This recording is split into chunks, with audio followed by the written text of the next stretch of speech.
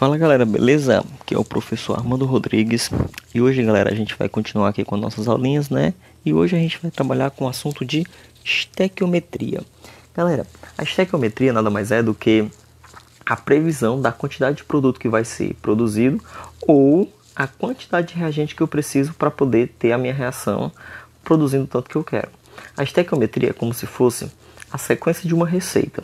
Lembra que uma receita ela tem as quantidades ideais de cada ingrediente. Uma reação química do mesmo jeito. Na reação química a gente tem as quantidades proporcionais e as quantidades fixas na mesma proporção de cada uma das substâncias da reação. Se eu alterar a quantidade de uma substância, a gente vai ter que alterar o da outra.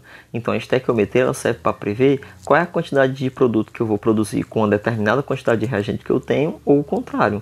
Qual é a quantidade de reagente que eu preciso para poder formar uma determinada quantidade de produto que eu quero. Ok?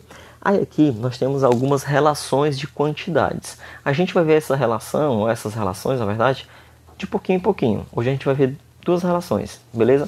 A primeira relação é em relação à quantidade de massa das substâncias. Então eu vou relacionar a massa de um produto com a massa de um reagente, ou a massa de dois produtos, ou a massa de dois reagentes. A gente tem que saber calcular a massa molar das substâncias para que eu possa saber essa relação.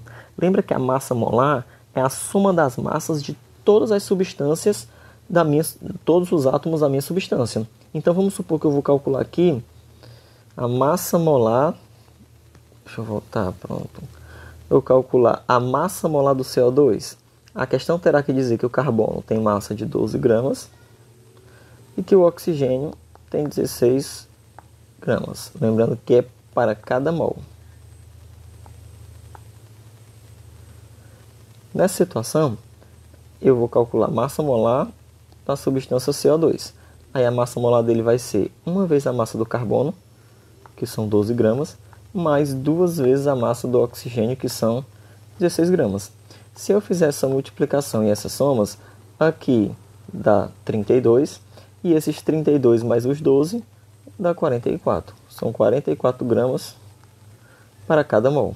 Isso quer dizer, galera, que se eu tiver um mol de CO2, ele vai ter massa de 44 gramas.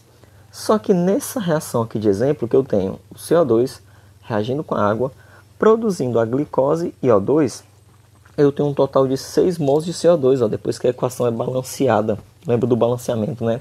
Isso quer dizer que eu tenho 6 vezes essa quantidade aqui. Se tu pegar 6 e multiplicar por 44, vai dar 264 gramas.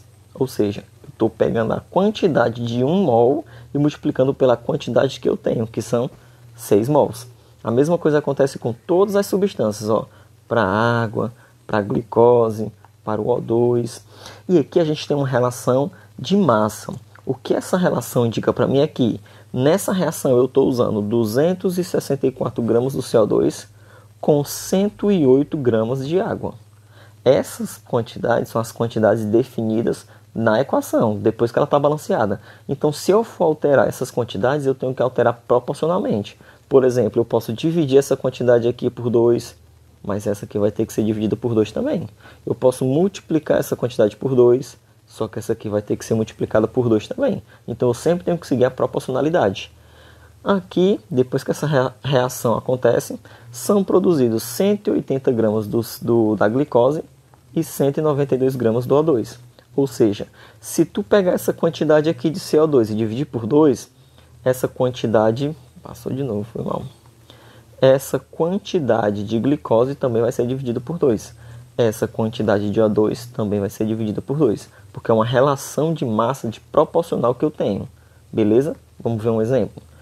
A questão diz assim, qual é a massa de glicose em gramas produzida com 88 gramas do CO2? Ora, segundo essa relação que eu tenho aqui, se eu tenho 264 gramas de CO2, eu vou até colocar aqui. CO2, se eu tiver 264 gramas do CO2, ele consegue produzir, quanto é que tinha lá?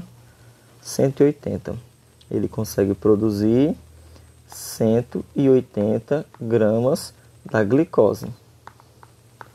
Só que a questão está perguntando para a gente qual é a quantidade da glicose que vai ser produzida se tu tiver 88 gramas desse teu CO2.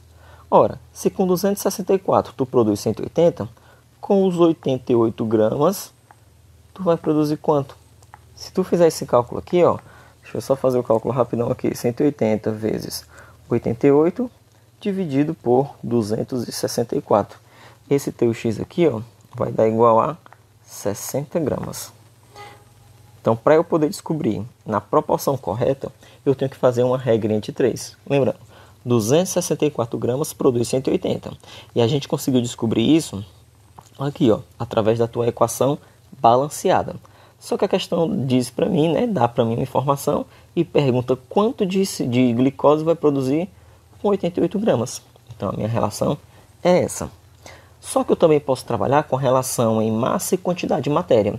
Essa quantidade de matéria que a gente está falando aqui, ó, é a quantidade em número de mols. São os números de mols. Então, aqui nessa relação, ao invés de eu trabalhar com massa, eu vou trabalhar com massa e número de mols. Então, aqui eu tenho qual a quantidade de glicose em mols que é produzida com 88 gramas de CO2.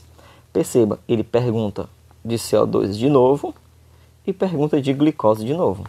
Só que para o CO2 ele trabalha com massa, ó, 88 gramas.